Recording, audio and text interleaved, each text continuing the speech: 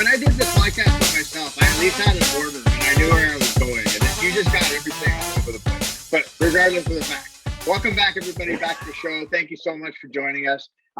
It is the Choking Hazard podcast. We have Mike back in the saddle as it was his birthday last time. So back in the saddle. What was that, riding a horse? Hey, but we had to give you a day off, so you wanted it, so it is what it is. So all the hard work I do for this podcast, you gave me a day off. I'm honored. Thank you. You're very welcome. But the support of the Choking Hazard podcast is brought to you by Manscape, who is the best in men's below-the-waist grooming champions of the world. Manscaped offers precision engineered tools for your family jewels. Manscaped has just launched their 4th generation trimmer, the Lawnmower 4.0. That's right, you heard it, the 4.0. I want you to make sure that you join 2 million men worldwide who trust Manscaped. I trust Manscaped because I've used it myself, so it was actually a really good experience. So this is an exclusive offer for you. 20% off, free worldwide shipping, and you're going to use the code CHPODCAST at manscaped.com. Just imagine shaving with a sleek, well-designed, optimized trimmer that makes shaving time your favorite time in the bathroom. Now, let me tell you one thing. Do not use the razor that you use below the waist on your face. You don't want to do that. Right. I'm sure they're not going to enjoy that experience, so you want to make sure you don't do that. However, there is a light on this thing, so you could even do this in the dark. If you're in the bathroom, you got the lights off, turned low, you got to get the light going, you're ready to roll. So you can do whatever you need to do to get it done. So remember, your balls are going to thank you for this one. All right. So like I said before, get 20% off, free shipping with the code CHPODCAST at manscaped.com. That's 20% off with free shipping worldwide at manscaped.com. Use the code CHPODCAST. You want to unlock your confidence. Use always the right tools for your job at Manscaped. That's how you get an ad read done, bud.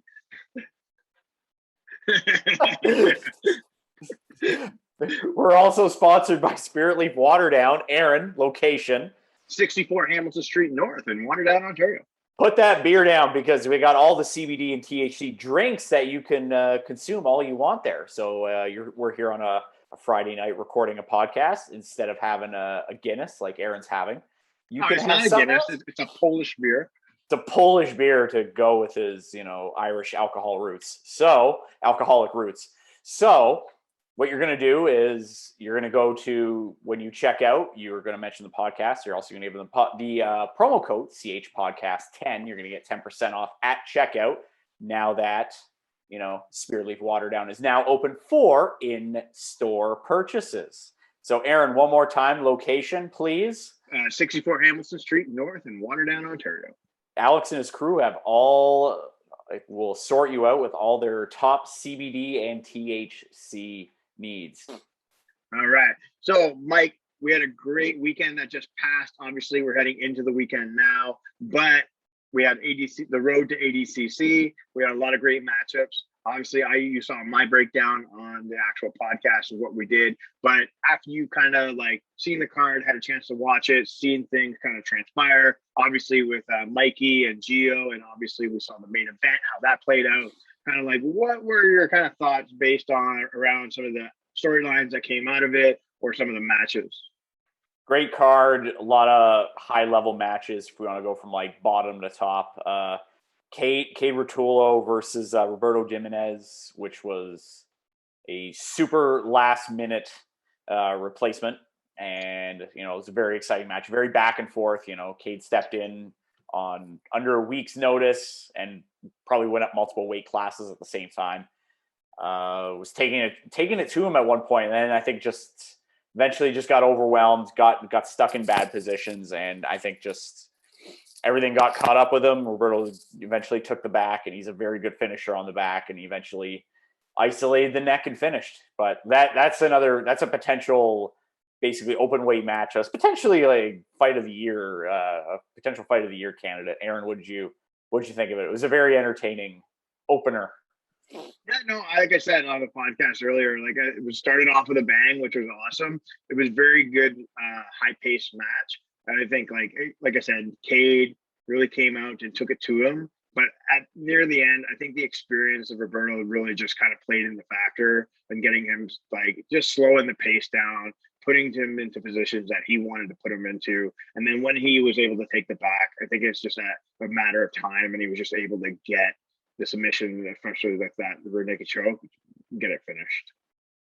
Yeah, that was a textbook finish from the back, isolating the arm, going on the neck. You know, Cade had a lot of good moments in that match as well. So I think he's going to be somebody who's going to be involved in the 155 picture as well. And it will likely be at ADCC, probably in the 66 kilogram division. So that's somebody that we're going to be seeing a lot more of, especially, you know, in that weight class coming up. So other matches, Aaron, what else stood out to you in the overall card, and thoughts on the show? I think like the two main things that kind of stood out to me, especially in the card, I think was the wrestling evolution of Nikki Ryan, actually seeing him come out and perform the way that everybody has been expecting him to come out and perform. And unfortunately, because he suffered that injury in the middle of the match, he was really taking that match to Deontay, really putting the pressure on him and putting him in positions that he wanted to be in. And the only reason why he ended up forfeiting the 2-point deduction was because he was injured and he wanted to pull guard. And I think at that point he couldn't push the top game anymore, where he wanted to just play from the bottom. But the other kind of atmosphere was the match between Gio and Mikey, where we just were able to watch two really good, experienced guys obviously go for attack, but you could just see the wizardly of Mikey. Wizardly, like wizardism. Well, just wizardism, whatever. Wizardry, the wizardry, wizardry. Wow, that goodness. Woof. Okay, but like you're just able to see this guy just create so much out of almost like something that didn't look like anything, and then it was able to just create these opportunities for himself. And obviously, and he had some really good opportunities to finish that match quite a few times, and it was very good. Like I enjoyed watching that match a lot. I think I didn't really understand. Obviously, there was a lot of build up towards that fight with Gio and him going back and forth on the internet, and then, trying to build up that hype. So I don't know if like the antics after were really needed. But you know what? Like I think it was overall a really great match, and I'm curious to see it again. I'd like to see how, if they were to match up again, and whether it being the same rule set or a different rule set, how it would go, and see if they'd make the adjustments to kind of. I still think Mikey wins the rematch regardless. So, well, Gio said combat jiu-jitsu. I think combat jiu-jitsu is not going to be happening. No, that won't happen soon. That will not. But happen. I think it's a very good, interesting rematch. You could potentially see that at the 155, who's number one championship, because both of them will be involved, and they're both probably going to be high seeds as well, because Gio was going into that match the number one ranked 155 at 155. Mikey was number one ranked, I believe, at 135 and 145, I want to say. So he's been, moving his way up the rankings. And I think if he potentially wins that 155 tournament, he would be, easily number one seed, and probably a favorite. Whoever wins that 8-man tournament that we're going to talk about later with who's involved is probably going to be a betting favorite going into ADCC next year. Yeah, 100%. I would agree. At the 66 kilogram division. Yes, 100%. What were your kind of thoughts and takeaways of the main event? Main event. I think right now, like, there's Gordon's at the top right now, and then I think Kynan is, he's catching up. And like, there's pretty much three people that are involved right now at the top right now. They're like top 3 pound for pound. You can see it on FloGrappling. Gordon, I think, is number one with a bullet right now. I don't think anybody can dispute that. Cyborg's number 2, and due to he's won some big, a lot of those big like 8-man tournaments. He's also has a heel hook victory over Kynan, fairly recently in the last several months. So Kynan's a close number 3, though. I would say I would like to. I think we did a video a long time ago, talking about Kynan versus Gordon, a potential rematch going down the road. I think after seeing, you know, how dominant Kynan was in the main event against Mateus, who, you know, in my opinion, beat Hulk and put him out. I mean, yeah, you know, Hulk won the match, but you know, he was also unconscious after. That's a whole other story. Yeah. But with that said, I think Kynan's easily. I think that's the match right now. That's a potential ADCC final will probably be Cyborg versus Kynan, and the winner of that is probably going to be facing the winner of Gordon and Andre, if that open weight, if that open weight final happens, or if that super fight finally does happen. Do you think that was more of like Matisse's lack of training, or just kind of coming off that loss off a Hulk, just like not having his head in the game, or just that quick turnaround? Because it was like only 2 weeks between matches, really. Yeah, it was. Or do you think it's more like Kyan has just like gotten to this new level where he was just able to simply outclass him? I think Kynan's starting to get to that like Gordon Ryan status level. I mean, he may not be there yet, but like he's starting to separate himself. Like, very dominant win over an ADCC champion. Yeah, he had a little bit more. Yeah, he was a little bit bigger, but at the same time, like takedown, foot sweep, backstep, cloverleaf, done in like 2 minutes against somebody who won ADCC, you know, in 2019 and was very dominant in winning ADCC. Didn't have a point scored on him. Yeah. I think it's more just, you know, Kynan's evolving. He's still very young. Like, people forget that. Like, he's still like in his early to mid 20s. Yeah. I want to say maybe he's like 24, 25. I think, he's like 24, 23, something at the most. So like his career is just getting started. He easily has another good 5 to 10 years in him competing, and he's still getting better. So, you know, when he like that match with Gordon, you know, almost, you know, it was about like almost 3 years ago now, with at the Pan Am's open weight final between those two, where, you know, Gordon ended up choking him in the end. But that was before that. That was a good back and forth match. Both have gotten a lot better since then. You know, they're both totally different competitors at that from that time. So it'd be really interesting seeing a rematch, especially now. You know, Kynan was really dominant and, like, you know, submitted Adolfo very quickly, and now he's doing the same with Mateus. So this is what you want to see from somebody who's going to be, you know, like, who's a threat to Gordon right now. You want to see somebody else coming up the ranks they're not just winning, but they're not just winning on points, but they're winning in a dominant fashion. They're going out and they're finishing people quickly. You know, like Craig Jones was doing that up until when he broke his hand, and now, you know, Kynan's doing the same thing. Yeah. I'm curious to see if that rematch happens sooner than later. I have a feeling the way that kind of, I always look at like the money's got to be right. So I only think that match was ever going to happen under ADCC, or if the money's right, where Gordon and Kyan are going to make the money that they want, then who's number one, or somebody will put it together. Gordon did say, though, he's like, I'm never fighting Kyan. That's the thing. We'll see. I don't think he'll do the match, right? Like, and I think that's what I mean, right? Like, I think the only way those two fight is that you're looking at ADCC and the potential super fight if that happens down the road, right? So it has to be, there's a strong possibility of that happening down the road. Yeah, so let's just say, and this is all hypothetical, we don't know, right? Let's say Gordon actually wins against Andre Galval. Okay, perfect. He's a super fight champion, and then you're gonna have to hope that Kyan wins the open division and medals and gets the gold medal, and then he's going to be the super fight the competitor. So that could be a potential 3 years from now. Who knows? I don't know, right? So 6 years apart, who knows? But who knows what's going to happen? But yeah, I think that's probably the match to make right now. That's probably the rematch that I want to see. I've seen, you know, I've seen, you know, Gordon against, you know, Cyborg a few times. Oh, we've seen that kind of play out already. I don't know what other tricks Cyborg may have up his sleeve, but that's another potential rematch for down the road as well. Yeah. Hopefully, Gordon sorts out what he needs to sort out, and he's back competing soon. Yeah, for sure.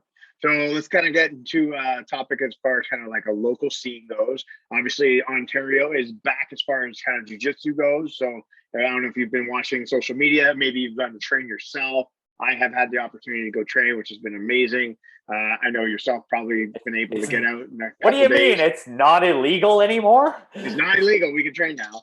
So it's great. But we just had the first news as far as the a tournament possibly coming in late October, which is going to be on October the 30th, I believe. So it's the AJP Tour. AJP Toronto. George Brito's trying to bring AJP to Toronto. I know there's other tournaments that I know other people are working on locally. I'm going to be very vague with this because I don't want to let the cat out of the bag, to say the least, because, it's with everything going on, it's such a volatile situation. Something can happen, and then no more tournaments, and we're all locked in our houses again for the next 6 months. So, and what's this I'm hearing? The OJA is trying to block things. They're trying to run the show like all the time. What's going on with OJA? What are you talking about with your fake news over there, Donald Trump, and your MAGA hat that you blurred out in the background? What are you talking about? This is fake. The OJA is just trying to overtake everything. So they're just trying to run everything. Trying to run everything. You sound like somebody I know. But anyways, listen. I know that there's a few people out there that are trying to organize tournaments. I think for as early as like September. So if and when that becomes official, we'll be the first ones to help release the news as well. And then I know there's potentially a provincials being planned for December in certain areas. I don't want to let that cat out of the bag too much, but there's just too much turmoil right now.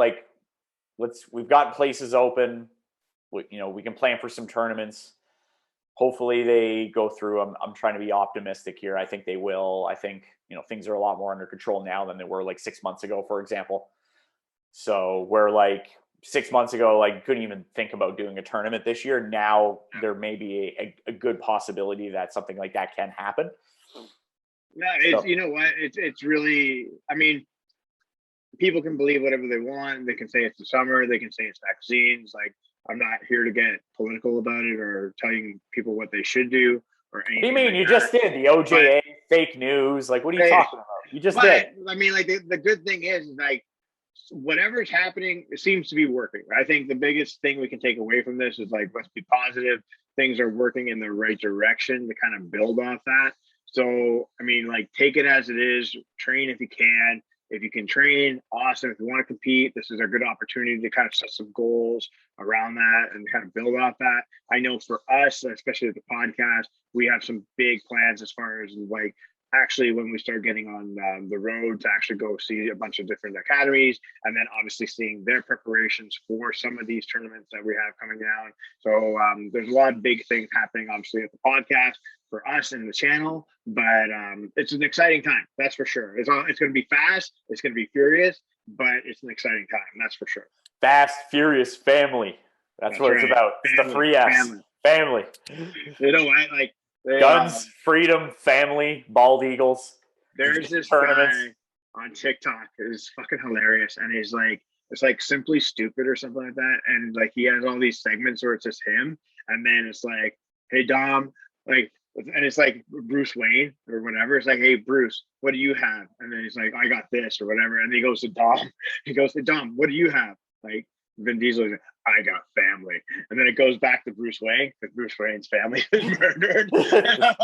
I get the joke, Aaron. I get the joke. You kind of ruined it. Get it? Because Batman doesn't have any parents because they were shot. Oh, it's so funny. Get it? You're screaming into your mic. I get it, Aaron. I get it. You just ruined the whole joke. No, you just started to be a dick. That's it. You get it? Because Batman's parents were anyways, I digress. Wow, you sound like a 5-year-old. You sound like a 5-year-old. Well, we both have 5-year-olds, so I'm very good at doing impressions of them. So, bigger news as far as like on obviously the flow on the flow line. On the FloGrappling side of things. Yes, on the FloGrappling side of things, we have who's number one, the 155 tournament coming up the line.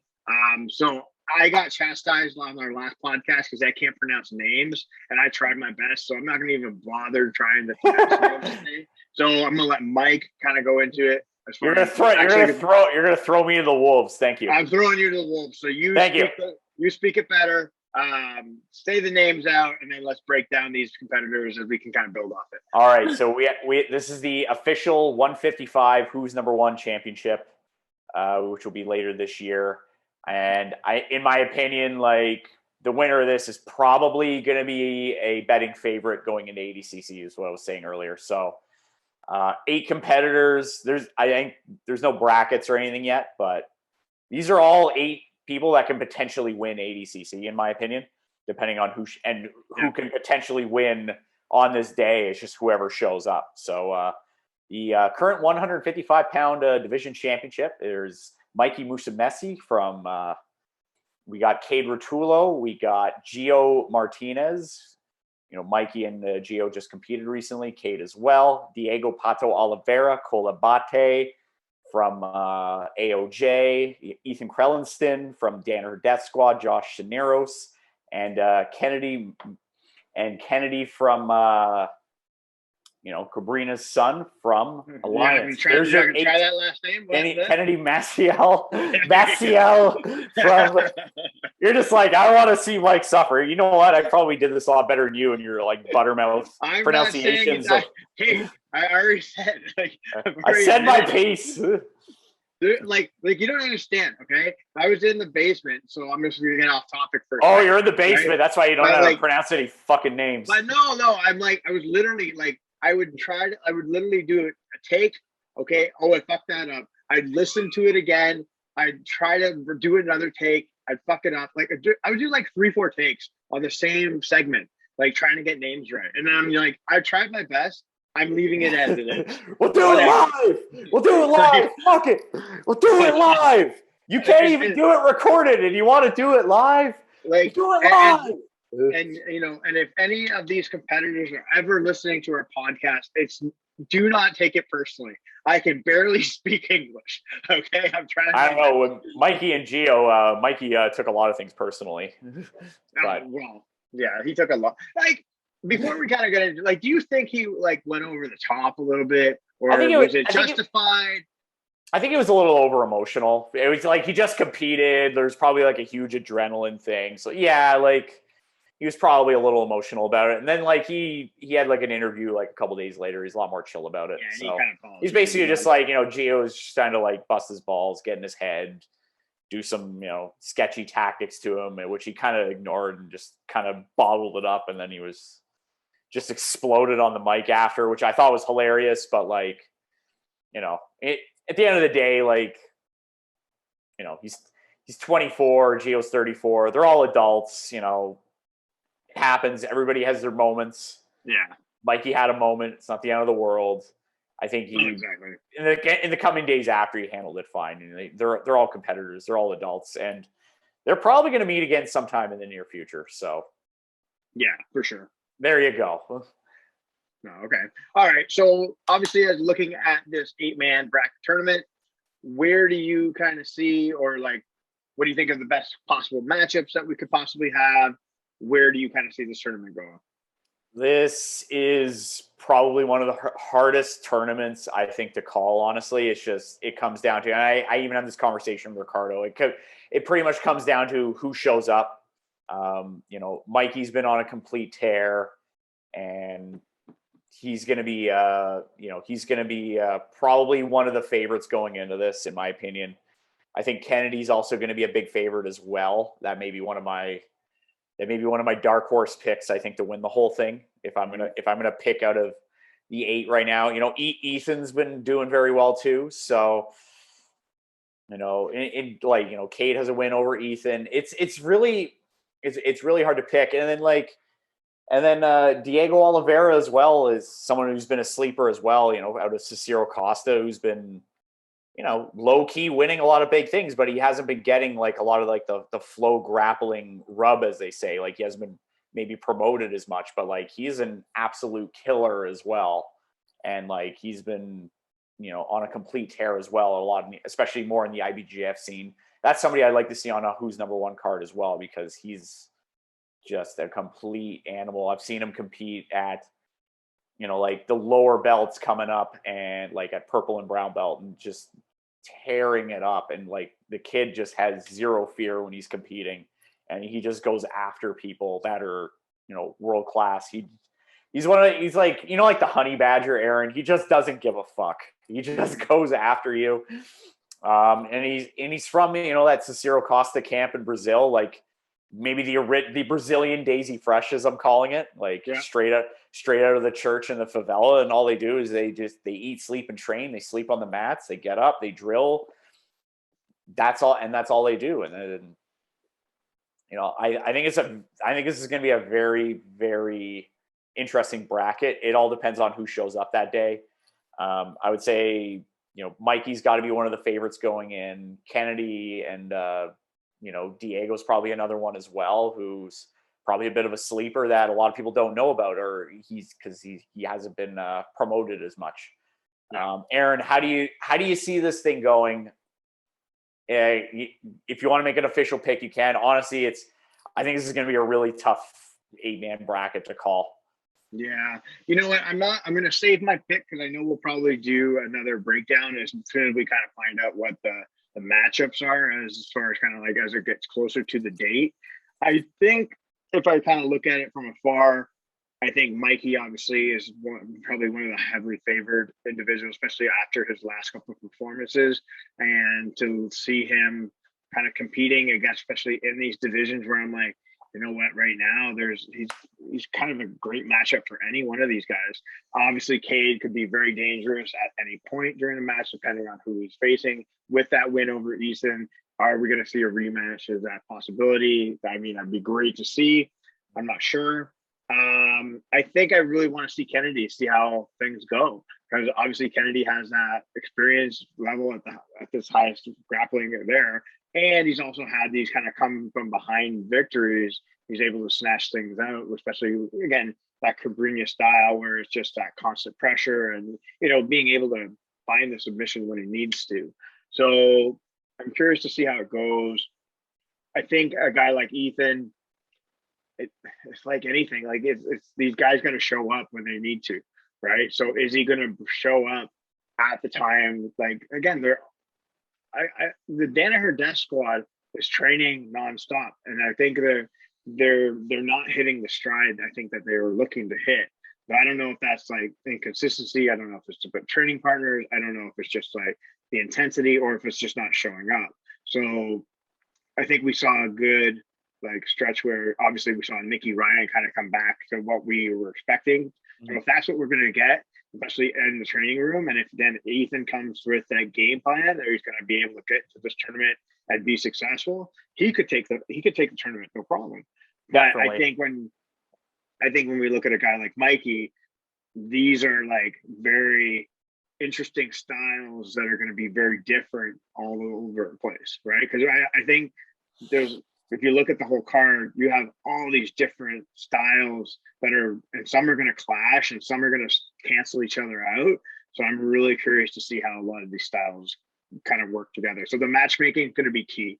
So like to put an official pick down, I'm not going to say it right now, but I think it all depends on matchmaking, on who's getting matched up. It's definitely going to come down to I think matchmaking, and I think when the matchmaking is done, and we'll probably do another breakdown and see. Yeah, we'll kind of break down the whole thing and who we may have as a potential winner or a potential favorite. Yeah, because I mean, like let's just say if you get like Mikey and Ethan right off the bat, right? I mean, that could throw the whole card off, right? And just be like, okay, well, takes Mikey off the board or takes Ethan off the board, and then the rest of them will fall into place, right? So it's like I said, I think there's some clear favorites, but I think we'd have to kind of see after the matchmaking to kind of be a little bit more clear who we think could actually take this whole thing. Yeah, I think it's anyone's game, really. I think there's some people I mentioned that are definitely standouts, and like even like somebody like Cole Abate, who's very young. He's going to be a force in the future. You may not see it now, but in a few years, like it's kind of like Tynan, who was a very young up and coming. He's now a black belt, but like a young up and comer, like training at AOJ. Like Cole Abate is like that guy right now who could be that force. Maybe not yet, but in a few years, like he could be potentially winning ADCC. So it's just a really, really difficult 8-man bracket to call.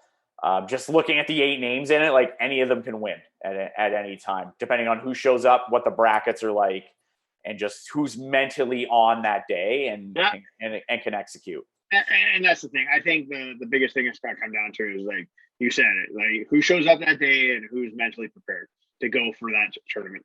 Like that's really what it is. I think like a lot of these competitors, if you look at a guy like Mikey, he can obviously succeed in that tournament style. He's obviously on the world stage, especially with his world championships through IBJJF. So I mean, like obviously this is a no-gi, but now yeah, it's going to be exciting. That's for sure. Yeah, there's nothing else I think we can really say to that one. Yeah, for sure. So, Aaron, your thoughts on the some of the future events and some of the future events locally? Like, how are you feeling about it? You're out of your man cave that's blurred out in the basement. You're out and about. We're all out and about now. What do you think the rest of 2021 holds? You know what? I think I kind of like. I hope everything we're turning the corner on these things. I'll be honest with you. I think we've earned it. We earned it. Please let us outside. I think we've earned it. You know what I mean? Like I was able to fortunately go teach a class yesterday, and it felt great. It was like, and it wasn't illegal. And it wasn't illegal, right? And it was nice to get out there and be able to train and just work with different people and actually just talk jiu-jitsu and remember if I could still teach properly and articulation. Remember what an arm bar is? I know it's been a while. So it's just, but we know what we want to do, but how do you articulate it so somebody who's never seen it before does it, right? So it's just I miss those things, right? Where it was you can only do that so much by yourself, but also they look a little crazy talking to yourself. But no, I think like I said, I'm excited to see obviously all these new clubs starting to open up. I'm scared to death for a lot of them, right? Just because you don't know what's going to happen, right? And I don't want to try to be the guy that's you fucking Debbie Downer, right? I'm not trying to be like that, but it's just there's a reason why I haven't again, I'm maybe yourself or myself, right? We haven't made certain decisions. I mean, our responsibilities are different compared to some other individuals, and there's some people who've jumped in right away because their responsibilities are different, and that's totally fair, and I respect them for everything that they do, and I commend them for everything. But and I'm scared for them. I don't want these things to shut down again. I really, because they can't take it. They can't sustain. So, no, it's not something that we can do realistically any longer. So, I'm hoping what's going on, it sticks, things are working, and I just want to train. I just want to, we want to get back to it. That's everybody, man. I think everybody just wants to train and live their life at this point, regardless of how you feel about the situation. I know there's been some, controversial and takes online, or, people have some controversial opinions, or, you think everything's fake news. At the end of the day, we just want to train, man. That's all it comes down to. And you know what? I was telling somebody earlier today. I'm like, you know what, guys? It's just jiu-jitsu, right? As much as it's it shouldn't be complicated, right? We just want I don't think people should just make any comment that anybody does on Facebook or about maybe not agreeing with somebody and try and make a big deal out of it. Guys, it's jiu-jitsu. Just have some fun. Just go roll. Let your stress out. Like, go we're kick not, it, go train, man. we're not building fucking rockets that are going to the fucking moon, all right? Like, it's just that are shaped like dicks. that are shaped like dicks. So it's just like, yeah, you want to be a dick, then go to another club. Like, I don't know what to tell you, right? Or build a Jeff Bezos sized dick rocket and go do CrossFit or something, right? Like, look, there's a lot of dicks in CrossFit. So it's just like, you know what? Like, I think, and this is what I'll say. As a community in general, clubs need to and individuals need to support each other. Plain and simple. I think that's the biggest thing. I agree. Take away, like, people can't be up against each other because one person has one opinion, like the other person has another opinion. Like, it's just like guys, it's jiu-jitsu. Just have fun with it.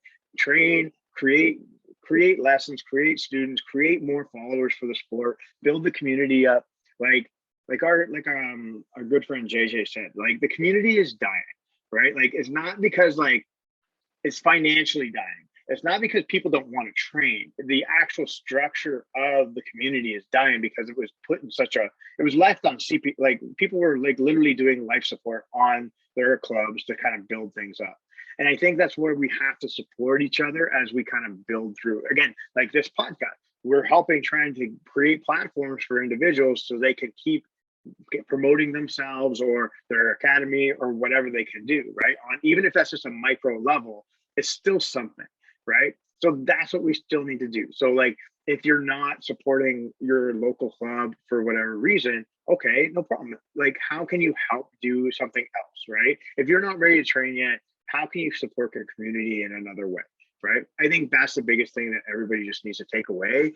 If you're ready to train, awesome. If you're not ready to train, that's okay too. Just go with it, right? Like, and build off that.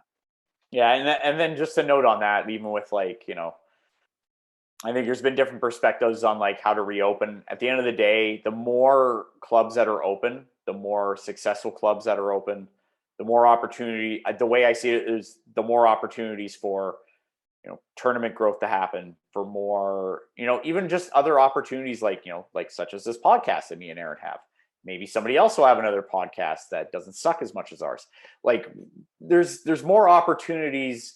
The more success people are finding with what they're doing in jiu-jitsu, I think it's a good thing, and it's only going to help things grow, not just locally, but, you know, in the US, on FloGrappling, worldwide, you name it. So, like, stop trying to tear down, you know, somebody's club or somebody, like, I don't agree with how somebody's reopening, or, I don't agree with, like, at the end of the day, you want them open and you want them successful. You may not necessarily agree with how they're doing it. Hey, and that's fine. There's nothing wrong with that. But, you know, don't tear down somebody else to try to build something else up. That's all I'm going to say on that, Aaron. Yeah, no, and I think that's a good point. And I think, you know what, I think that's the message. If we had anything, it's just like, let's stay positive. Let's keep moving forward. You know, we're in a good spot right now. Let's keep the high going. You know, we got a lot of things coming down the pipeline. Like I said, I'm super jacked to start going through an academy tour as soon as people kind of have that time to kind of reestablish their businesses, kind of get their people in the door. And then they've already kind of reached out and said, hey, we're ready for you to come by. So we have a couple dates lined up, and then it's going to be fun. Like, we're going to be going out to all of Ontario, a lot of different clubs. And then we're going to be hopefully outside of Ontario. You're going to be heading to Vancouver, I think, shortly. So we got a lot of things on the pipeline. So it's going to be good. Sounds good. Thank you very much for tuning in this evening. Aaron, you want to wrap us up? Yeah, no, really, thank you so much for joining us on the podcast. Don't forget to like and subscribe to our YouTube channel as well. We love the support. We want to hear your questions if you have any. And if you want to be a guest on the podcast, please make sure you reach out to us and we will get you locked and loaded in our schedule. Thank you so much, everybody. Have a great day, and we'll see you on the mats very soon because it's legal. It's legal. BOA Manscape. BOA Manscape. BOA Spirit Leaf Water Down.